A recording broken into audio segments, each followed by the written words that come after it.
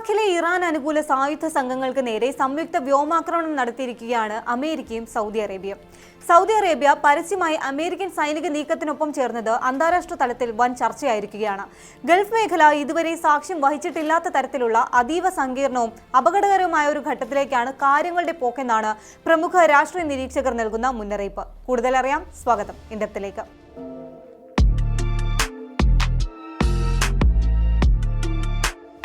കിഴക്കൻ ഇറാഖിലെ ഭീകരരുടെ ഒട്ടേറെ ആയുധപ്പുരകളും സംഭരണ കേന്ദ്രങ്ങളും യുഎസിന്റെയും സൗദിയുടെയും യുദ്ധവിമാനങ്ങൾ ആക്രമിച്ചെന്ന് യുഎസ് സെൻട്രൽ കമാൻഡാണ് അറിയിച്ചിരിക്കുന്നത്. IRGCയുടെ നിർദ്ദേശപ്രകാരം ഇറാഖി സായുധ സംഘങ്ങൾ 72 മണിക്കൂറിനിടെ നടത്തിയ 30-ലേറെ ആക്രമണങ്ങൾക്കുള്ള തിരിച്ചടിയാണിതെന്നും സെൻകോം പറഞ്ഞു. ഇറാഖിലെ ഔദ്യോഗിക സുരക്ഷാ സംവിധാനങ്ങളുടെ ഭാഗമായി പ്രവർത്തിക്കുന്ന പോപ്പുലർ മൊബിലൈസേഷൻ ഫോഴ്സസിന്റെ ക്യാമ്പുകളായിരുന്നു പ്രധാന ലക്ഷ്യം. കുറഞ്ഞത് 20 PMF പോരാളികളും 5 ഇറാനിയൻ സൈനിക ഉപദേശകരും കൊല്ലപ്പെടുകയും 32 പേർക്ക് പരിക്കേൽക്കുകയും ചെയ്തതായി ഇറാഖി വൃത്തങ്ങൾ അറിയിച്ചു.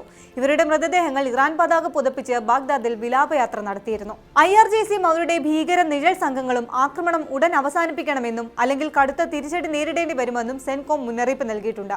ഒരു പരമാധികാര അറബ് രാജ്യമായ ഇറാഖിലെ ലക്ഷ്യങ്ങൾക്കെതിരെ US നടത്തുന്ന വ്യോമാക്രമണത്തിൽ സൗദി അറേബ്യ നേരിട്ട് പങ്കാളിയാകുന്നത് ഇതാദ്യമായിട്ടാണ്. സൗദിയുടെ അതിർത്തികൾക്ക് സമീപം ഇറാൻ അനുകൂല ഗ്രൂപ്പുകളുടെ ഡ്രോൺ സാന്നിധ്യവും മിസൈൽ പരീക്ഷണങ്ങളും തങ്ങളുടെ സാമ്പത്തിക നഗരങ്ങൾക്കും എണ്ണപ്പാടങ്ങൾക്കും ഭീഷണിയാണെന്ന വിലയിരുത്തലിലാണ് റിയാദ്. വാഷിംഗ്ടണുമായുള്ള പ്രതിരോധ പങ്കാളിത്തം കൂടുതൽ ശക്തമാക്കാനും മേഖലയിലെ സുരക്ഷാ കാര്യങ്ങളിൽ തങ്ങൾക്കും നിർണായക പങ്കുണ്ടെന്ന് വ്യക്തമാക്കാനുമാണ് സൗദി ഇതിലൂടെ ശ്രമിക്കുന്നതെന്നും വിദഗ്ധർ ചൂണ്ടിക്കാട്ടുന്നു. മുൻപ് യമനിലെ ഹൂത്തികൾക്കെതിരെ സൈനിക നീക്കം നടത്തിയിട്ടുണ്ടെങ്കിലും ഇറാഖ് മണ്ണിലെ ഒരു സൈനിക ഇടപെടലിലേക്ക് സൗദി വരുന്നത് ഇറാന്റെ പരോക്ഷ യുദ്ധമുറകളോട് ഇനി വിട്ടുവീഴ്ചയില്ല എന്ന ശക്തമായ സന്ദേശം കൂടിയാണ് നൽകുന്നത്. മേഖലയിലെ തങ്ങളുടെ സൈനികർക്ക് നേരെയുള്ള ആക്രമണങ്ങൾ പൂർണ്ണമായി നിർത്തലാക്കുക, ഇറാന്റെ പ്രോക്സി ഗ്രൂപ്പുകളുടെ സായുധ സംഭരണശാലകളും കമാൻഡ് സെന്ററുകളും തകർക്കുക എന്നിവയാണ് അമേരിക്ക ഈ ആക്രമണത്തിലൂടെ ലക്ഷ്യമിടുന്നത്. എന്നാൽ ഈ സംയുക്ത നീക്കം ഇറാനെ കൂടുതൽ പ്രകോപിപ്പിക്കാനാണ് സാധ്യത. നേരിട്ടൊരു യുദ്ധത്തിന് ഇറാൻ മുതിർന്നില്ലെങ്കിൽ പോലും ലബനനിലെ ഹിസ്ബുള്ള, യമനിലെ ഹൂത്തികൾ എന്നിവരെ ഉപയോഗിച്ച് ചെങ്കടലിലും പേർഷ്യൻ ഗൾഫിലും കപ്പൽ ഗതാഗതം തടസ്സപ്പെടുത്താനും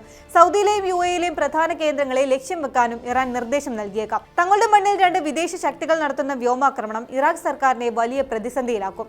രാജ്യത്ത് വീണ്ടും ഒരു ആഭ്യന്തര കലഹത്തിന് ഇത് വഴിവെച്ചേക്കാമെന്ന് നിരീക്ഷകർ ചൂണ്ടിക്കാട്ടുന്നു. US സൗദി സഖ്യം കൂടുതൽ ശക്തമാകുമ്പോൾ റഷ്യ, ചൈന എന്നിവരുമായി ഇറാൻ കൂടുതൽ തന്ത്രപരമായ കൂട്ടുകെട്ടിലേക്ക് നീങ്ങാനും സാധ്യതയുണ്ട്.